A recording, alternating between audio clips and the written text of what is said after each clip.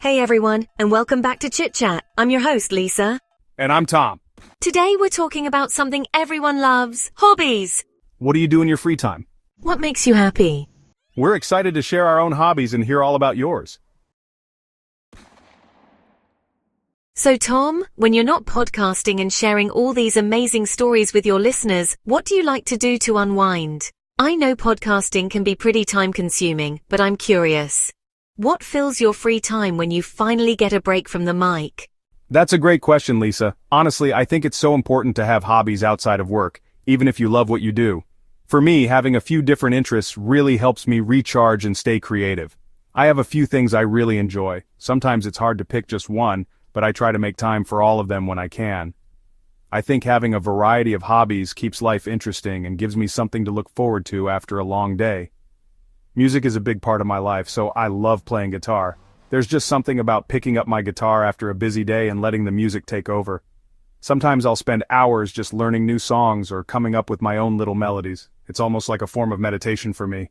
Oh cool, I love that. Guitar is such a versatile instrument. Do you ever perform for people, or is it more of a personal thing for you?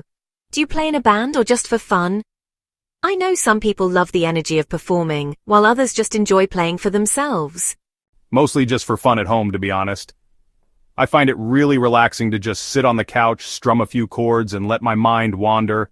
Sometimes I'll play along with my favorite songs or just mess around and see what comes out. It's a great way to unwind and forget about any stress from the day, but I sometimes jam with friends too. We'll get together on weekends, bring our instruments, and just play whatever comes to mind. It's not about being perfect or putting on a show, it's just about having fun, sharing music, and enjoying each other's company. Those jam sessions are some of my favorite memories. It's a great way to relax. Sometimes if I'm not playing, I'll just put on my headphones and listen to music for hours. There's something about getting lost in a good album that really helps me recharge. Music has always been my go-to escape, whether I'm playing or just listening.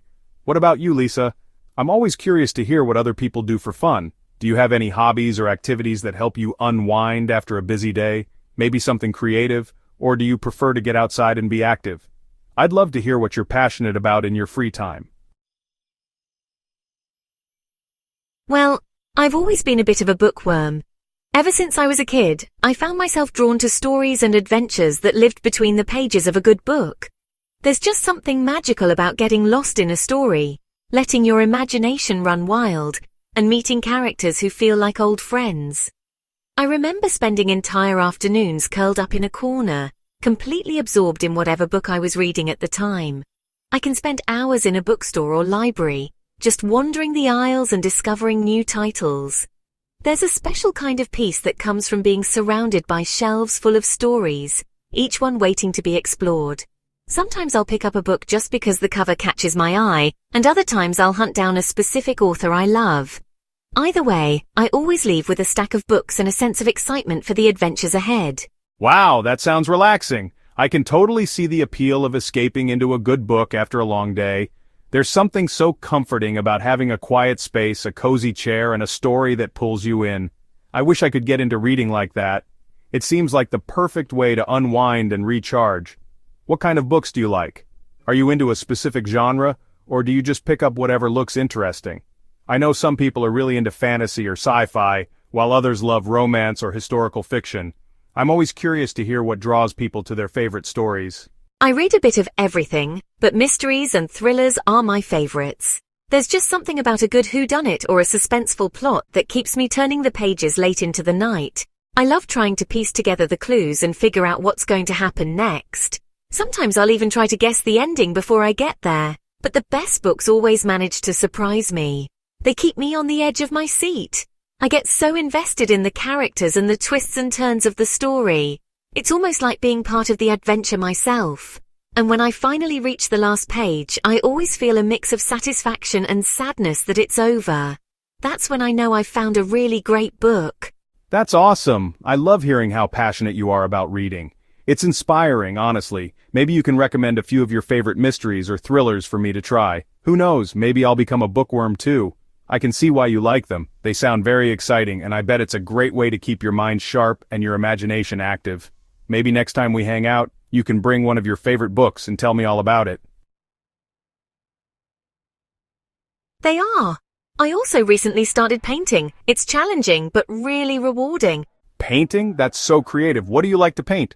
Anything, really. Landscapes, animals, sometimes even abstract art. It's fun to experiment with different colors and textures. It sounds like you have some great hobbies, Lisa. You too, Tom. Today we're talking about things we like to do, and we use a lot of verbs to do that.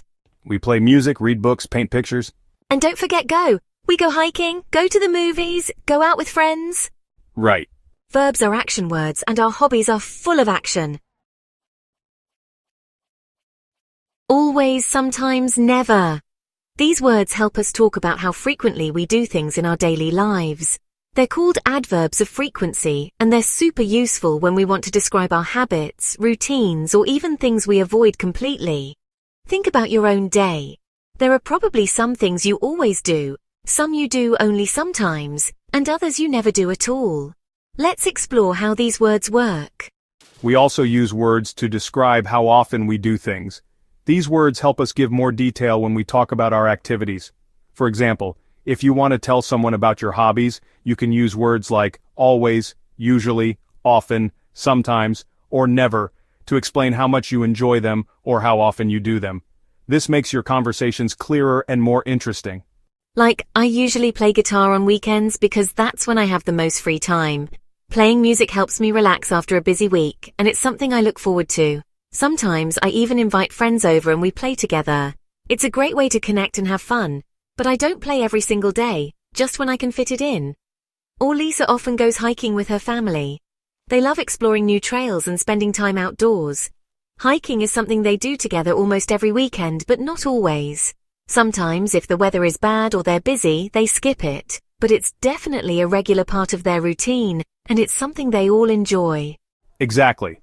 Using these words helps us share more about our lives. When you say you always do something, it means it's a habit or a routine. If you sometimes do it, it's not as regular, but it still happens. And if you never do it, well, that means it's just not your thing at all. These words make our stories and conversations much more colorful and specific. And sometimes we use always, sometimes, or even never to talk about our hobbies. For example, you might say, I always read before bed, or I sometimes go swimming in the summer. Maybe there's something you never do, like, I never eat spicy food. These words help us express our preferences and routines, and they make it easier for others to understand us. For example, I never go skydiving. It's just not something I'm interested in. Some people love the thrill and excitement, but for me, it seems a little too extreme. I prefer activities that are a bit more relaxed and closer to the ground. Everyone has different comfort levels, and that's totally okay. It seems a little scary for me. How about you, Lisa? Are there any activities you never do, or maybe something you always look forward to? It's interesting to hear about what other people enjoy or avoid because it shows how unique our routines and preferences can be. Me neither. Skydiving is definitely not on my list. I think it's amazing that some people love it, but I'm much happier with my feet on the ground. We all have different things we enjoy, and that's what makes conversations about our hobbies so much fun. Sharing what we always, sometimes, or never do helps us connect and learn more about each other. I think I'll stick to painting for now. It's something I can do at my own pace, and it helps me relax. Whether you always do something, sometimes try new things, or never want to do certain activities, using these words helps you share your experiences. So next time you talk about your hobbies or routines, try using always, sometimes, or never to make your stories even more interesting. We'd love to hear from you. Head over to our comments section and let us know in English. What are you passionate about? What do you enjoy doing in your free time? Now it's your turn. So, we've shared our favorite hobbies with you. Don't forget to subscribe to Chit Chat so you don't miss an episode. And be sure to tune in next time when we'll be talking about describing people and personalities. It's going to be fun. Until then, keep practicing your English and have a great week.